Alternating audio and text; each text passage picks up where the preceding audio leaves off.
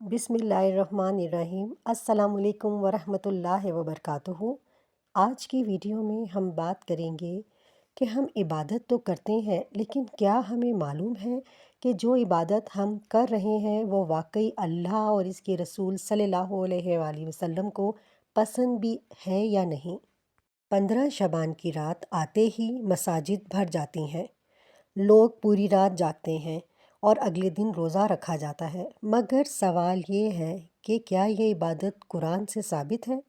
کیا رسول اللہ صلی اللہ علیہ وآلہ وسلم نے ایسا کیا، یا ہم صرف روایتوں اور سنی سنائی باتوں پر دین بنا بیٹھے ہیں؟ آج کی یہ ویڈیو آخر تک ضرور دیکھیے، کیونکہ یہ حقیقت جاننا ہر مسلمان کے لیے بہت ضروری ہے۔ اصل مسئلہ کیا ہے؟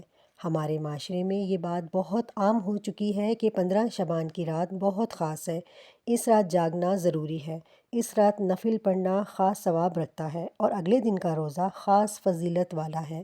لیکن دین میں کوئی بات ماننے سے پہلے یہ دیکھنا ضروری ہے کہ کیا یہ قرآن سے ثابت ہے؟ کیا یہ رسول اللہ صلی اللہ علیہ وآلہ وسلم سے ثابت ہے؟ کیا صحابہ کرام رضی اللہ عنہ نے ایسا کیا؟ قرآن مجید کی روشنی میں اللہ تعالیٰ فرماتے ہیں، آج میں نے تمہارے لیے تمہارا دین مکمل کر دیا۔ سورۃ المائدہ آیت نمبر 3۔ جب دین مکمل ہو چکا تو پھر وہ عبادت جو نبی صلی اللہ علیہ وآلہ وسلم نے نہ بتائی، وہ دین کا حصہ کیسے بن سکتی ہے؟ رسول اللہ صلی اللہ علیہ وآلہ وسلم کی سنت، رسول اللہ صلی اللہ علیہ وآلہ وسلم سے 15 شعبان کی رات کو خاص عبادت کرنا، پوری رات جاگنے کا حکم دینا، اس رات کی مخصوص نماز یا اگلے دن کے روزے کو لازم قرار دینا کسی صحیح حدیث سے ثابت نہیں۔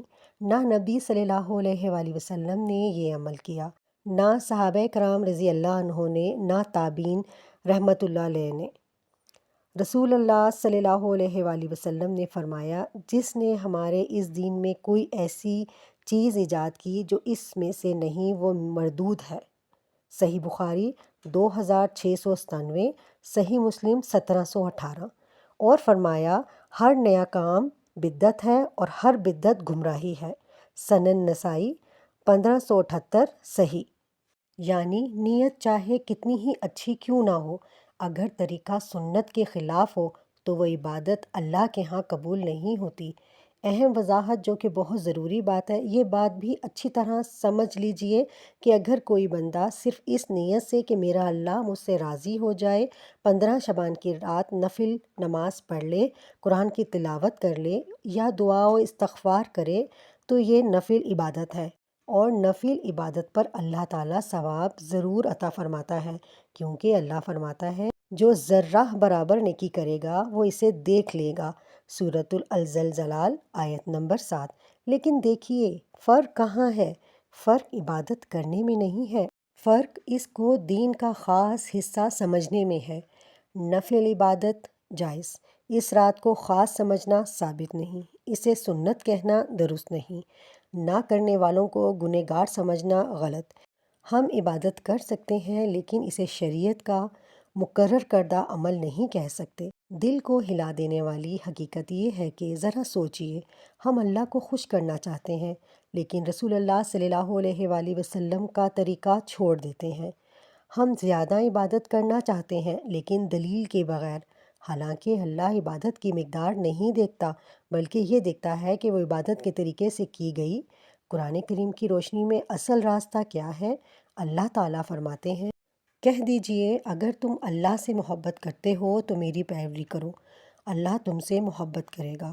سورہ آل عمران آیت نمبر 31۔ یہی اصل معیار ہے، یہی سنت کا راستہ ہے، یہی نجات کا راستہ ہے۔ میری پیاری بہنوں اور بھائیوں، اللہ کو راضی کرنے کے لیے نئی عبادتیں ایجاد نہ کریں، بلکہ وہی عبادت کریں جو اللہ کے محبوب صلی اللہ علیہ وآلہ وسلم نے سکھائی۔ نفل عبادت ضرور کریں، دعا ضرور کریں، اللہ کے سامنے روئیں ضرور، لیکن کسی ایک رات کو دین کا خاص حصہ نہ بنائیں۔ اللہ ہمیں سمجھ کر دین اپنانے والا اور سنت کو مضبوطی سے تھامنے والا بنا دے۔ آمین یا رب العالمین۔ اگر آپ کو یہ ویڈیو اچھی لگی، دل کو چھو گئی یا آپ نے اس سے کچھ نیا سیکھا تو براہ کرم کمنٹ میں ضرور لکھیں کہ آپ نے کیا سیکھا، اور اس ویڈیو کو آگے شیئر کریں تاکہ یہ اہم اور قیمتی پیغام دوسروں تک بھی پہنچ سکے۔